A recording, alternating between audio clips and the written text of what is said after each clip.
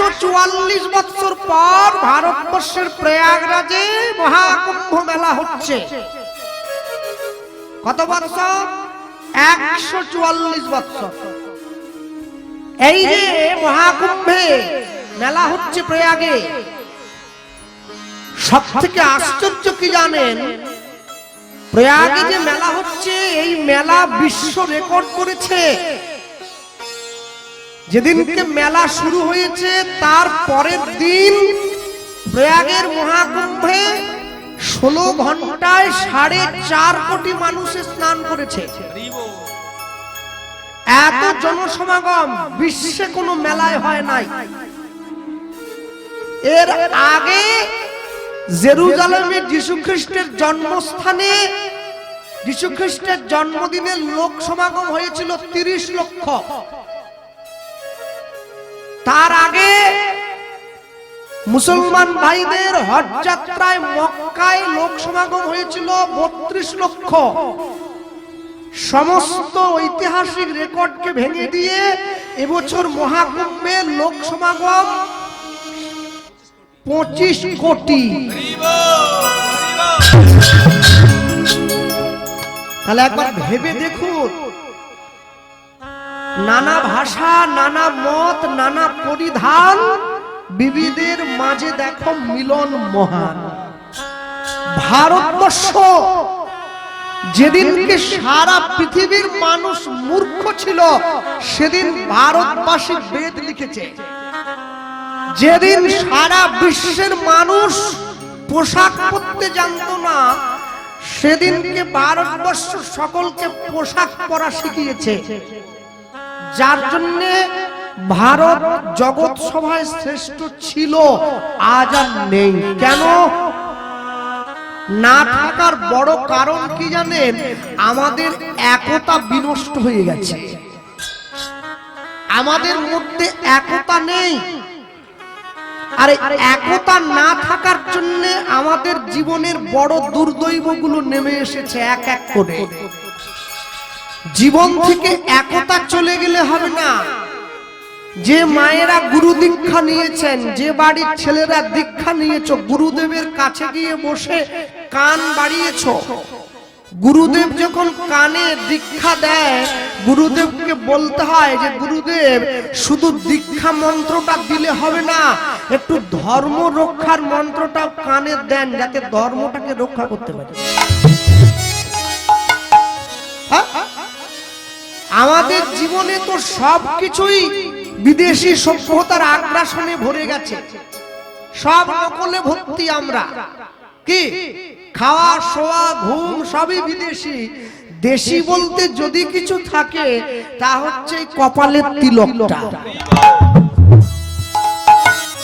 এইটা এখনো পর্যন্ত কোনো বিদেশি কোম্পানি তৈরি করতে পারেনি।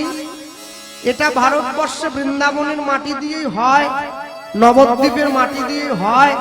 হয়তো 2 বছর পরে শুনবো কোনদিন না কোনদিন কোন জায়গায় কীর্তন করতে গেলে লোকে হয়তো দুম করে বলে বসবে, কৃষ্ণবাবু এই তিলকটা নেন, এইটা নিলেন না, স্কিন ভালো থাকে, এটা লন্ডন থেকে এসেছে।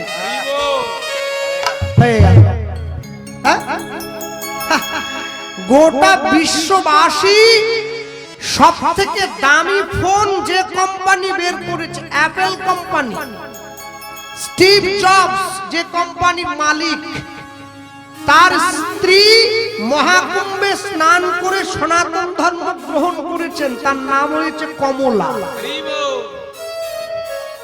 তাহলে এত বড় কোম্পানির মালিক যে বাংলা বুঝে না, বাংলা জানে না, যার সঙ্গে বাংলার কোনো সম্পর্ক নেই, যার সঙ্গে ভারতবর্ষের কোনো সম্পর্ক নেই, সে গিয়ে মহাকুম্ভের জলে স্নান করে সে সনাতন ধর্ম গ্রহণ করলো। গোটা পৃথিবীর বিশ্ববিখ্যাত ক্রিকেট প্লেয়ার বর্তমানে বিরাট কোহলি, সে গিয়ে বৃন্দাবনে ব্রজের ধুলিতে গড়াগড়ি দিচ্ছে, রাধে দয়া করো, কৃষ্ণ কৃপা করো বলে। বিরাট কোহলির মতো ক্রিকেটার। আর আমাদের পাড়ায় পল্টুর বাবা, ও 20,000 টাকা বেতন পায় মাস, কোম্পানির চাকরি করে। ও বলে ভগবান বলে কেউ নাই, সব আমরা। সমস্যা কি জানে, এখন তো আমরা ছোটকালে দেখতাম, এখন আছে কিনা জানি না, পুকুরের পাড়ে পাড়ে তাল গাছ থাকতো, আর তালটা পেকে পুকুরে পড়ে যেত। কিন্তু তালটা যদি পেকে পুকুরে পড়ে যায়, ওটা তো জলে ডুবে পচে যাবে, ওর স্বাদটা জলসা হয়ে যাবে। কি বয়স্ক মায়েরা কথা গেল, তালের গুলগুলি হতো না, হ্যাঁ, নন্দ উৎসবের দিন তালের বড়া খেয়ে নন্দ নাচ কীর্তন হতো না।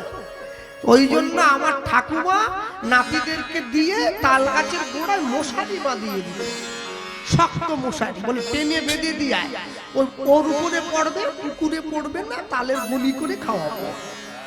হ্যাঁ, কিন্তু আমি তখন একদিন ঠাকুমাকে জিজ্ঞাসা করেছিলাম, ঠাকুমা তালটা কখন পড়ে? বলে তালের একটা সমস্যা আছে, কি জানিস?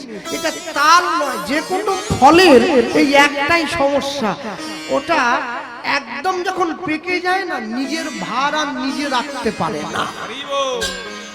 মানুষের জীবনে তার জীবনী শক্তির থেকে যদি অহংকার অভিমানটা বেড়ে যায় না, সেও নিজেকে আর ধরে রাখতে পারে না, তাকে পড়ে যেতে হয়। জীবনে তো সোজা নয়। আপনি বৃহস্পতিবার দিন লক্ষ্মী পুজো করবেন, শুক্রবার দিন পোল্ট্রি মুরগির ঝোল খাবেন, আপনি কি ভাবলেন মা আপনাকে কৃপা করবে? জীবনে করবে না, কোনোদিন করবে না। কি করে করবে? আপনি আজকে যাকে ফুল দিচ্ছেন, কালকে তার গায়ে তো মাংসের ঝোল ঢেলে দিচ্ছেন, এটা সম্ভব নাকি? সব সময়ের জন্য মনে রাখবেন, ভগবান দেবদেবী যাদেরকে আমরা ভালোবাসি, তারা তো শুধুমাত্র আমাদের সামনে ভালোবাসার প্রতীক একটা মাত্র। ভালোবাসাটা দিতে হয় অন্তর থেকে। রাস্তার মধ্যে যাকেই দেখতে পাচ্ছে তাকেই জড়িয়ে ধরে প্রশ্ন করছে, মা বলতে পারো কোথায় গেলে গৌর পাওয়া যায়? একজন, দুজন, তিনজন, চারজন, পাঁচজন করে বলতে বলতে বলতে বলতে যখন শেষ জায়গায় গিয়ে দাঁড়িয়েছে, হঠাৎ করে একজনের সঙ্গে দেখা হয়েছে, একজনা বলে দিচ্ছে, গৌর খুঁজছিস? হ্যাঁ, এই সোজা রাস্তাটা দেখ, এই মাটির পথ ধরে সোজা চলে যাবি, একটা গ্রাম পড়বে, যে গ্রামটার নাম নবদ্বীপ। তাহলে যে গ্রামটার নাম নবদ্বীপ কি করে বুঝবো? বলে যে গ্রামটার পাশ দিয়ে গঙ্গা বয়ে গেছে, সেই গ্রামটার নাম নবদ্বীপ, যা চলে যা। ও তো এক পা দুপা করে সোজা চলে আসছে নবদ্বীপে, পতিত পাবনী মা গঙ্গাকে প্রণাম করে উঠে দাঁড়িয়েছে, আর এমন সময় দেখছে ওই গঙ্গার পাড় ধরে অগণিত মানুষে স্নান করতে আসছে। ও চিন্তা করছে কাকে ধরলে গৌর পাবো? এমন একজনকে ধরতে হবে যাকে ধরলে গৌর পাওয়া যায়। আর এই চিন্তা করে গঙ্গার পাড়ে বসে রয়েছে, হঠাৎ করে দেখছে এক মা আসছে স্নান করার জন্য, মাথায় ঘোমটা। আস্তে আস্তে করে যেই সেই মা কাছে এগিয়ে আসছে, হ্যাঁ, আর কাছে এগিয়ে আসছে, দেখি তো মা তো এমনি এমনি আসছে না, কাছে কিছু একটা বলতে বলতে আসছে, কানটা বাড়িয়ে দিয়েছে। হ্যাঁ, আর যেই কানটা বাড়িয়ে দিয়েছে, কানটা বাড়ানো মাত্র বাসুদেব দত্ত শুনতে পেল, মা তো এমনি আসেনি, মুখে কি একটা বলছে। কি বলছে গো? হ্যাঁ, ওই বলতে বলতে আসে, সুরধনির কিনারায়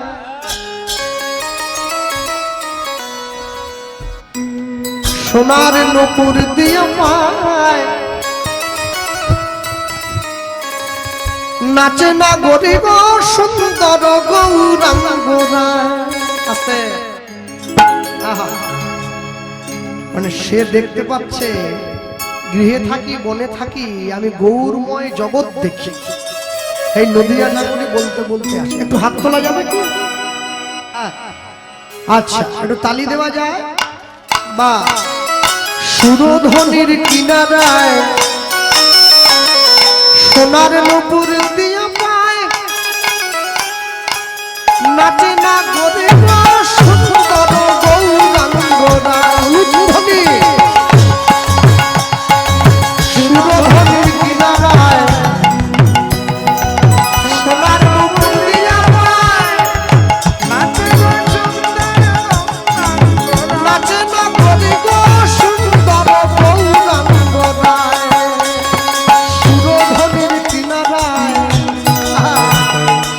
সোনার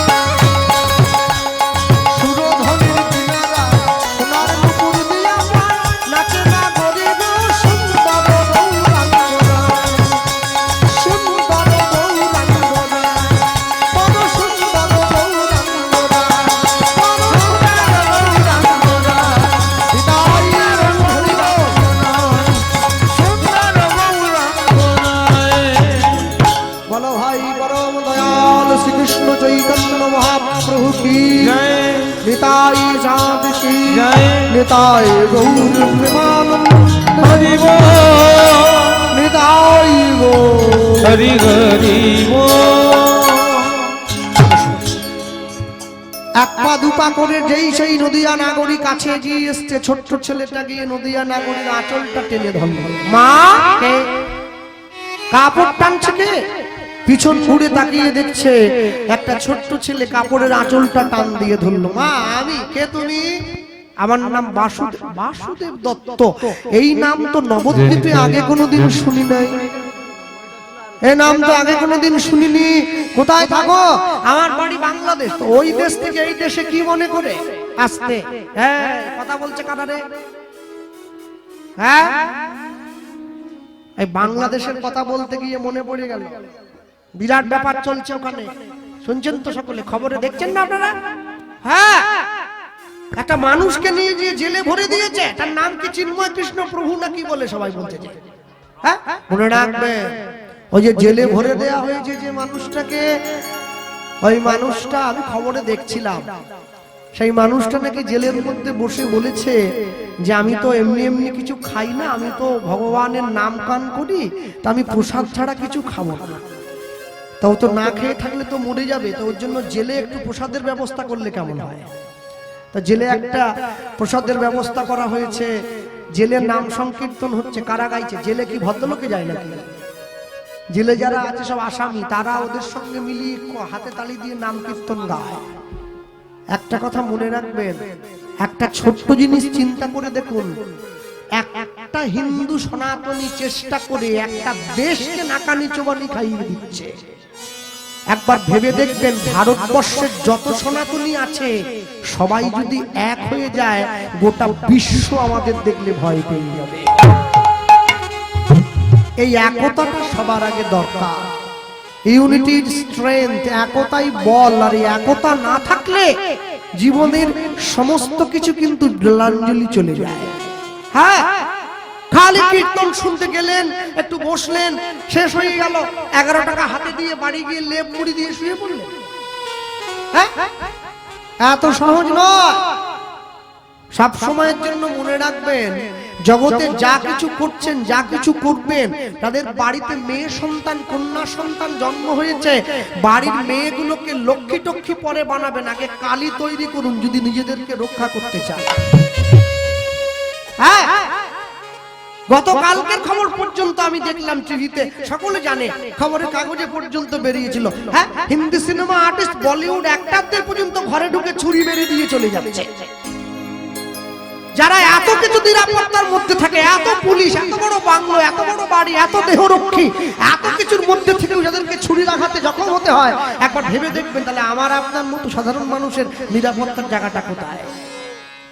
নিজের জায়গাটা নিজেকে ঠিক করে নিতে হবে।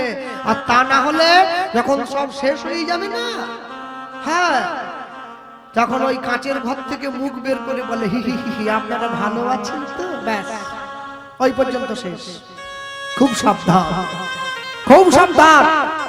ভক্তমণ্ডলী, ভক্তিমতী মায়ের নদিয়া নাগরীর কাছে দাঁড়িয়ে ছেলেটা বলে উঠছে, মা আমি গৌর খুঁজতে এসেছি। গৌর খুঁজতে এসেছিস? গৌর নিয়ে তুই কি করবি? বলে, মা আমি তো কোনোদিন গৌরকে দেখি নাই কাছে, তবে যদি গৌরকে কোনোদিন কাছে দেখতে পাই আমার কিছু ইচ্ছে আছে। কি ইচ্ছে? ছেলেটা বলে উঠছে, গোরা যদি হতো, গোরা যদি হতো, গোরা যদি হতো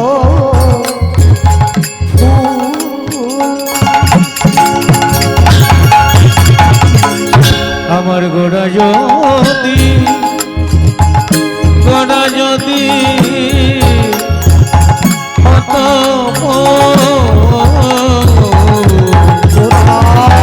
যদি হতো আমার গোড়া যদি হতো,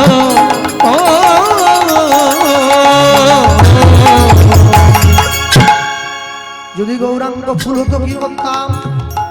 আমি যতন করিয়া আমার খোপাতে বাঁধিতাম, আমি যতন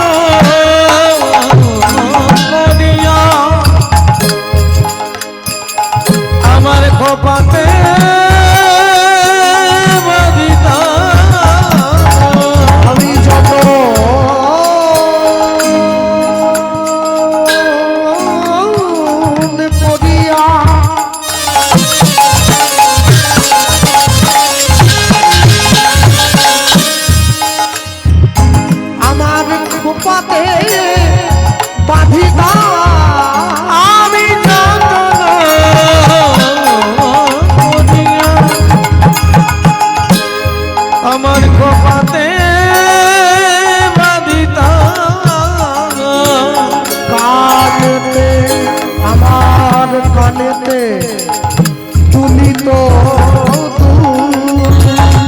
তাই আজি নকল করিয়া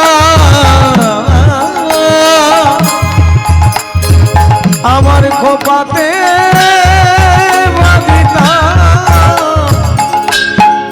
কানেতে দুলতাম গোড়া যদি আমার গোড়া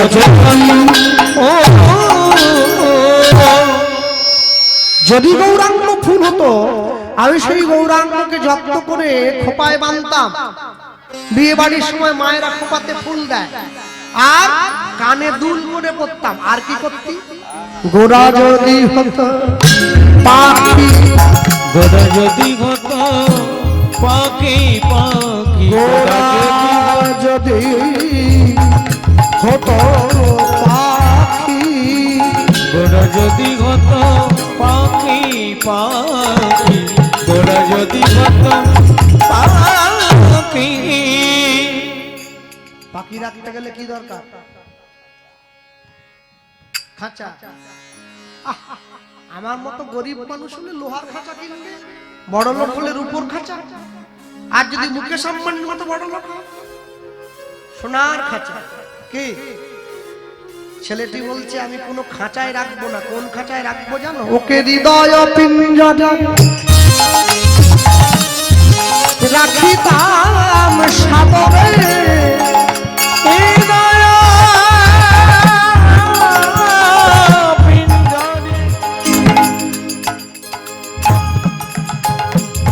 আমি রাখিতাম সাদরে, ওরে হৃদয় পিঞ্জরে রাখিতাম সাদরে, হৃদয় পিঞ্জরে রাখিতাম সাদরে। যদি উড়ে যেত কি করে উড়বে? শিকল দিয়ে দেবো তো।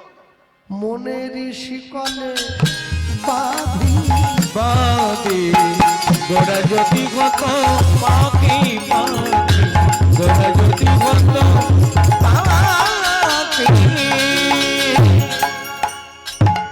আগেকার দিনে যখন নতুন নতুন বিয়ে হতো কি বিয়ে বাড়িতে দেখবেন যারা নিমন্ত্রণ খেতে যেত বিয়ে বাড়িতে গান বাজতো না? কত সুন্দর মধুর গান।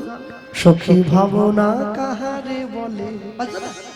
সখী যাতনা কাহারে বলে, কত সুন্দর গান বাজতো। এখন হায় হায় হায় বারান্দায় রোদ আমি আরামকে দাঁড়ায় বসে, মানে বিয়ে বাড়ি না সাধ্য বাড়ি বোঝা যায় না, একই রকম মনে হচ্ছে। ইস গান এখন যখন আমরা ছোট ছোট ছিলাম এইসব গান যা গান শুনেছি, আহা হা মন ভরে যেত একবার। হ্যাঁ কি সুন্দর গান হতো না? তিনটি মন্ত্র নিয়ে যাদের জীবন,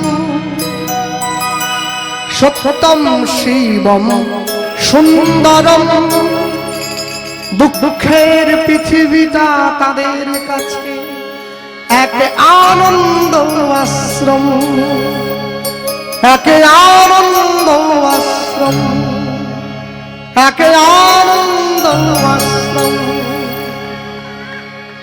একে গান বলে, যে গানে প্রাণ ভরে যায়। হ্যাঁ আর যে গানে একবার ঝালাপালা হয়ে যায় গান, ও কি গান? ও তো পান খেয়ে পিঠ ফেলে দেওয়ার, ও কাজে লাগেনি। এরা দুর্গাপূজায় ডিজে গানের সময় ভাসানে নাচে, দেখো না? ডিজে তো নয়, একবারে ডাইরেক্ট জাহান্নাম, বুঝলে? ডিজে গানের নাচার 3 দিন পর্যন্ত মাথা ধরে থাকে, এমন শব্দ। যাক ওই নিয়ে গিয়ে যখন দাঁড়িয়েছে, গোরা যদি হতো কালো, গোড়া যদি হতো কালো কালো, গোড়া যদি কালো, যদি গৌরাঙ্গ কালো হতো, আহা কালোকে কোনো মেয়েরা ভালোবাসে না। যদি রাস্তায় দেখা যায় একটা কুচকুচে কালো ছেলের একটা সুন্দরী ফর্সা স্ত্রী, বুঝে নিতে হবে হয় ছেলেটা মাস্টারি চাকরি করে, আর না হলেও বাপের অনেক টাকা আছে, না হলে হওয়ার কথাই নয়। গোরা যদি হতো কালো, গোরা যদি হত কালো কালো, গোরা যদি হত কালো। কালোকে কোনো মেয়েরা ভালোবাসে না, কিন্তু কোথাও কোথাও বাসে। কি? এই যে চোখে কাজল দেয়, ওটা কি নীল রঙের দেয়? কালো। চুলে যে কালার করে, বেশিরভাগটা একটু কালো হলে ভালো হয়। কি? আহা, যেইটা বড় হওয়ার কথা নয় সেইটা বড় হয়ে যাচ্ছে, আর যেইটা থাকার কথা ওটা ঝরে পড়ে যাচ্ছে। মানে আমি ভুঁড়ির কথা বলছি, আমি চাই না ভুঁড়িটা বড় হোক, কিন্তু বেড়ে যাচ্ছে। আর চাই চুলটা থাকুক, ওইটাই ঝরে পড়ে যাচ্ছে। কি যে করি। গোরা যদি হতো কালো, গোরা যদি হত কালো কালো, গোরা যদি হত কালো। এটা বললাম আমি কাজল মরিয়া, আমি কাজল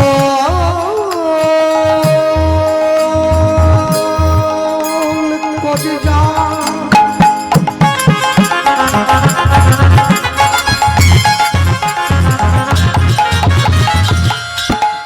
আমার নয়নে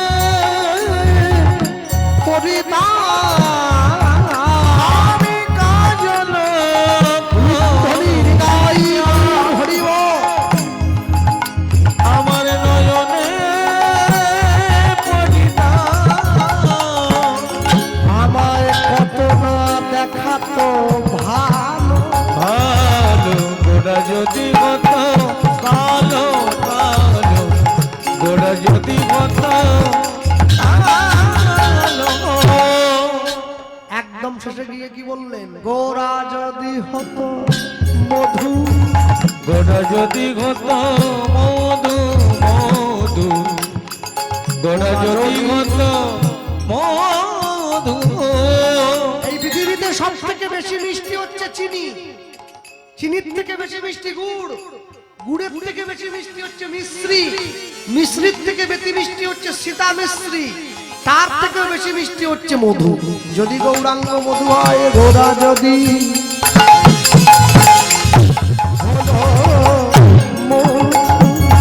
গোরা যদি হত মধু মধু, গোরা যদি হত মধু। এবার জ্ঞান দাসে পায় আস্বাদ করিয়া, কেন কাছে আসাদ করিয়া, সজনী সজনী